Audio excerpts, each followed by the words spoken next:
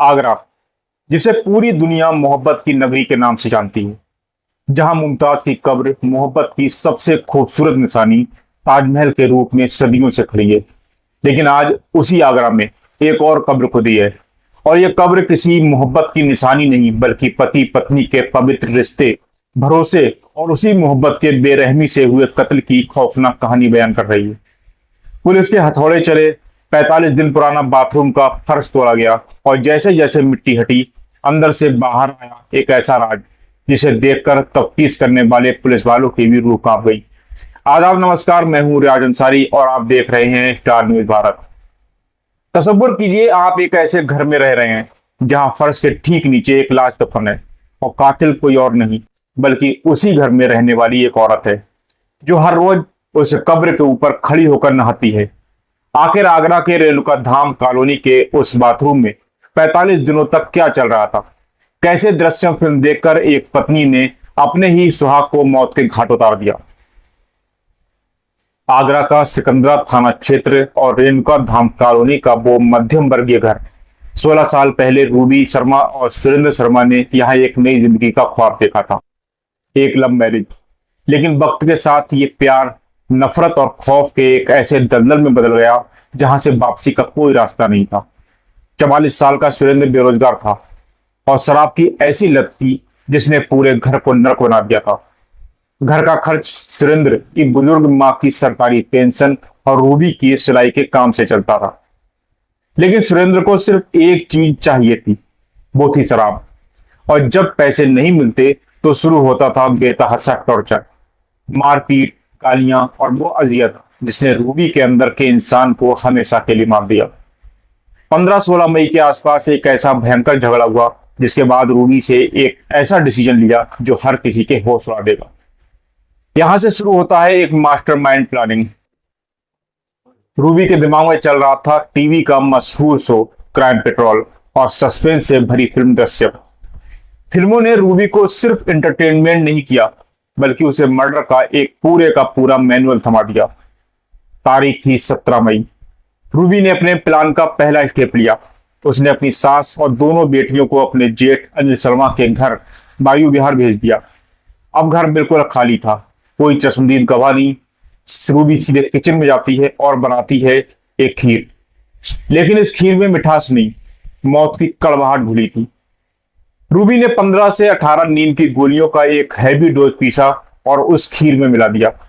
रात को जब सुरेंद्र नशे में धुत होकर लौटा तो उसे वो मौत की खीर परोसी गई। सुरेंद्र ने खीर खाई और हमेशा के लिए एक ऐसी नींद में सो गया जहां से कोई वापस नहीं आता। कत्ल तो हो गया था, लेकिन अब सबसे बड़ा चैलेंज था लाश को ठिकाने लगाना। कोई आम औरत होती तो शायद डर जाती, लेकिन रूबी के सिर पर दृश्यम का भूत सवार था। रात के घने अंधेरे में रूबी अपने ही घर के 10 बाय 4.5 फीट के बाथरूम में जाती है, हाथ में कुदाल और फावड़ा। पसीने से लथपथ वो अकेली औरत 2 फीट गहरा गड्ढा खोदती है। सुरेंद्र की भारी लाश को घसीट कर लाती है और उस गड्ढे में धकेल देती है। लाश से बदबू ना आए इसलिए उस पर ढेर सारा नमक और मिट्टी डालकर उसे दफन कर देती है। एक पत्नी ने अपने सुहाग की कब्र अपने ही हाथों से अपने घर में बना दी थी। इसके बाद शुरू होता है 45 दिनों का वो खौफनाक नाटक। 19 मई को रूबी के घर में राजमिस्त्री बुलाती है और बाथरूम का फर्श ऊंचा कराने के बहाने उस कब्र के ऊपर सीमेंट और नई टाइल्स लगवा देती है। हर सबूत मिट चुका था, और सबसे भयानक बात, अगले 45 दिनों तक रूबी हर दिन उसी बाथरूम में नहाती रही जिसके नीचे उसके पति की लाश चल रही थी। इतना ही नहीं, 26 मई को रूबी खुद सिकंदरा थाने जाती है और पति के गायब होने की रिपोर्ट लिखवाती है। वो फूट फूट कर रोती है, पुलिस के साथ सीसीटीवी चेक करने का नाटक करती है और पड़ोसियों से कहती है कि सुरेंद्र 5,000 रुपए लेकर भाग गया है। किसी को जरा भी शक नहीं होता, लेकिन कहते हैं ना, कोई भी क्राइम परफेक्ट नहीं होता। कातिल चाहे कितना भी शातिर क्यों ना हो, एक सुराग, सिर्फ एक सुराग उसे फांसी के फंदे तक पहुंचा देता है। और रूबी से भी एक बहुत बड़ी गलती हो गई थी। जुलाई का महीना आते आते सस्पेंस टूटने लगा। सुरेंद्र की मां की पेंशन का एटीएम सुरेंद्र के पास था, लेकिन उसके गायब होने के बाद भी उस एटीएम से लगातार पैसे निकाले जा रहे थे। जेठ अनिल का शक गहराने लगा। इसी बीच पुलिस एक पुराने रूटीन वेरिफिकेशन के लिए रूबी के घर पहुंचती है। खाकी वर्दी को देखते ही रूबी के चेहरे का रंग उड़ जाता है। तो उसके बयानों में ऐसा झोल था कि अनिल समझ गया कि दाल में कुछ काला नहीं बल्कि पूरी दाल ही काली है। अनिल ने मौके की नजाकत को समझा और 3 जुलाई को रूबी को भरोसे में लेकर पूछा, रूबी सच बता दो, परिवार तुम्हारा साथ देगा, कहां है सुरेंद्र? और तब रूबी का वो खौफनाक मनोवैज्ञानिक आवरण टूट गया। कांपते हुए उसने जो कहा उसने अनिल के पैरों तले जमीन खिसका दी। रूबी ने कहा, सुरेंद्र घर में ही है, बाथरूम में, जमीन के 2 फीट नीचे। और फिर 3 जुलाई की उस दोपहर को जो हुआ वो पूरे आगरा ने देखा।